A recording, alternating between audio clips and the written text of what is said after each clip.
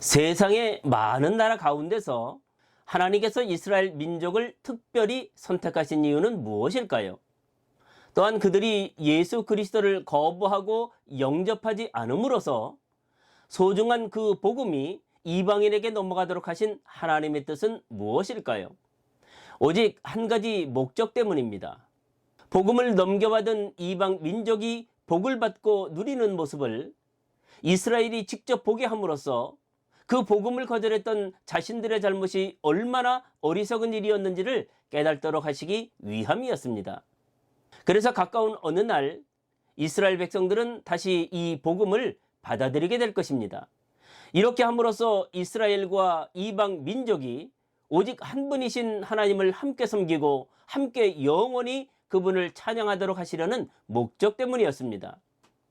이러한 하나님의 가장 기본적인 구원의 계획은 오늘날 복음을 먼저 받아들인 그리스도인이 어떻게 우리 주 예수 그리스도를 세상에 전할 것인지에 대한 중요한 원칙을 알게 합니다.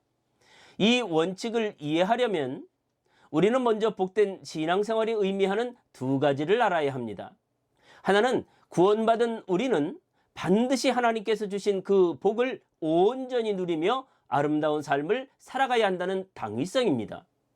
다른 하나는 그 복된 삶의 모습을 아직 믿지 않는 사람들이 우리 곁에서 보고 느낄 수 있도록 해야 한다는 목적성입니다. 그리고 그 방법은 지난 시간에 말씀드렸던 예수 그리스도와 동행하는 하기오스 에클레시아, 거룩한 성도로서의 삶의 모습입니다. 이것이 모세 오경의 가르침이었고 여호수아서의 순종이었습니다. 결국 복을 누리는 거룩한 성도의 신앙생활이야말로 믿지 않는 자들이 복음을 받아들일 수 있도록 하는 가장 큰 비밀이요 복음의 능력이라는 사실을 전달합니다. 우리는 주님을 알지 못하는 사람들에게 복음을 가장 효과적으로 전파할 수 있는 다른 방법을 갖고 있지 않습니다. 오직 그리스도인의 복된 삶의 모습만이 복음이 복음되게 하는 능력이 되기 때문입니다. 이 방법 외에는 믿지 않는 사람들이 우리와 함께 하시는 예수 그리스도를 만날 수 없습니다. 예수 그리스도께서 구원의 유일한 통로인 것처럼 믿지 않는 자들이 예수 그리스도를 만날 수 있는 유일한 통로는 그리스도인이 하나님의 말씀대로 복된 삶을 누리며 살아가는 방법뿐입니다. 그래서 그리스도인이 그리스도인으로서의 복된 삶을 살아간다는 것은 대단히 중요합니다. 마땅히 그리스도인은 그리스도인이 아닌 사람들이 우리들의 삶을 곁에서 보고 느끼며 부러워할 수밖에 없는 성도의 복된 삶을 살아가야 합니다. 성경은 말씀합니다. 너희 빛을 사람 앞에 비추게 하여 저희로 너희 착한 행실을 보고 하늘에 계신 너희 아버지께 영광을 돌리게 하라. 그런데 우리 주변에서 만나는 어떤 그리스도인의 얼굴은 너무 창백합니다. 너무 나약한 모습을 하고 살아갑니다. 과연 이러한 그리스도인의 모습을 보고 누가 우리와 함께하는 주님을 궁금해할 것이며 누가 그 주님을 믿으려고 다가오겠습니까? 궁극적인 전도는 성도의 입술로 전달되는 복음이 아닙니다. 궁극적인 전도는 거룩한 성도들의 복된 삶을 바라보는, 그래서 우리와 함께하는 예수 그리스도를 믿지 않는 자들이 먼저 발견하고 그 증거되는 삶을 통해 주님을 받아들이게 되는 것을 말합니다. 하나님께서는 가나안 땅의 아름답고 복된 신앙생활을 누리도록 하시기 위해서 애굽에서 노예 생활하고 있던 복 없는 이스라엘 백성들을 출애굽시키셨습니다. 이러한 이유에서 애굽을 떠난 이스라엘 백성들은 당연히 한 걸음의 광야를 지나고 단숨에 요단강을 건너야 했습니다. 그래서 가나안 땅에 준비된 복을 순종하는 삶을 통해 마땅히 누렸어야 했습니다. 그러나 이스라엘 백성들은 복 없는 애굽과 복 있는 가나안의 중간지대인 실패하는 신앙생활을 상징하는 바로 그 거친 광야에서 한없이 맴돌기만 했습니다. 가나안 땅은 구원받은 모든 그리스도인이 이 세상에서 마땅히 누려야 할 하나님의 축복을 상징한다고 했습니다. 우리는 이 복음의 본질을 결코 놓쳐서는 안 됩니다. 구원은 하나님의 은혜로 값없이 받는 복이지만 가나안 땅이 되는 이 세상에서 우리가 누려야 할 복은 값없이 거저받는 복이 아니라는 사실입니다. 그리스도인이 오늘이라는 삶의 현장에서 아무런 노력을 하지 않아도 받는 복은 결단코 아니라는 말입니다.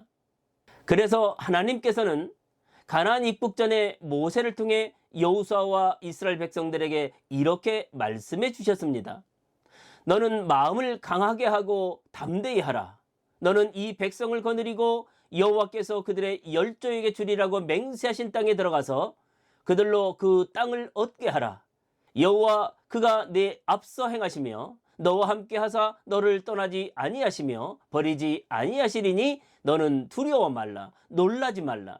가나안의 복은 완성된 복이 아니었습니다. 믿음의 행동으로 완성해 나가야 하는 복이었습니다. 차려진 밥상이 아니라 풍성한 밥상을 차릴 수 있는 밀키트와 같은 재료를 주셨다는 말입니다. 동봉된 요리 설명서에 해당하는 하나님의 말씀에 따라 우리가 직접 조리해야 하는 신앙적인 노력과 행동적인 삶이 반드시 동반되어야 비로소 맛보고 누릴 수 있는 복이라는 말입니다. 하나님께서는 에덴 동산에 있는 아담에게조차 행복한 삶이 아닌 행복한 삶을 누릴 수 있는 복된 재료들을 허락해 주셨습니다. 그리고 아담이 선택하고 순종해서 그 복을 온전히 누릴 수 있도록 하셨습니다. 그래서 창세기 1장 28절을 보면 이렇게 기록되어 있습니다. 하나님이 그들에게 복을 주시며 그들에게 이르시되 생육하고 번성하여 땅에 충만하라. 땅을 정복하라. 바다의 고기와 공중의 새와 땅에 움직이는 모든 생물을 다스리라 하시니라. 에덴 동산에서도 하나님의 말씀대로 정복하고 다스려야 했습니다. 그런데 왜 하나님께서는 풍성한 삶은 약속하시되 우리들의 신앙적인 노력으로서만 그 복을 누릴 수 있도록 하셨을까요? 참된 삶의 행복은 소유에 있는 것이 아니라 소유를 위한 바른 삶의 모습, 하나님과 동행하는 그 삶의 과정에 숨겨져 있기 때문입니다. 우리 주변에는 예수님을 믿기만 하면 육적인 복도 저절로 주어지는 것으로 착각하는 그리스도인들이 없지 않습니다. 그러나 가나안 땅은 순종하며 정복해 나가야 하는 땅입니다. 쟁취한 복이 아니라 쟁취해야 하는 복입니다. 우리가 가지고 있는 성공과 실패의 기준은 그리 중요하지 않습니다. 대신 신앙생활의 승리를 위해 항상 함께 하시겠다는 주님, 설령 우리가 때로 실패했다 하더라도 다시 일어날 수 있도록 손을 내밀어 주시겠다는 주님, 그래서 그 실패했던 아픈 조각들조차 새로운 성공을 위한 멋진 재료로 사용해 주실 수 있는 주님만이 중요합니다. 구원이라는 축복은 값없이 은혜로 받지만 세상이라는 축복은 값 있는 순정적 삶의 노력으로서만 쟁취하고 누릴 수 있는 것입니다. 그래야 우리도 살고 믿지 않는 우리 이웃들도 함께 삽니다. 저는 다음 주 이 시간에 여호수아라는 인물과 함께 다시 찾아뵙겠습니다. 그리고 구독과 좋아요, 알람 설정은 말씀을 준비하는 제게 큰 힘이 될 것입니다. 그럼 한 주간도 우리 구독자분들이 내내 평안하시기를 기도합니다.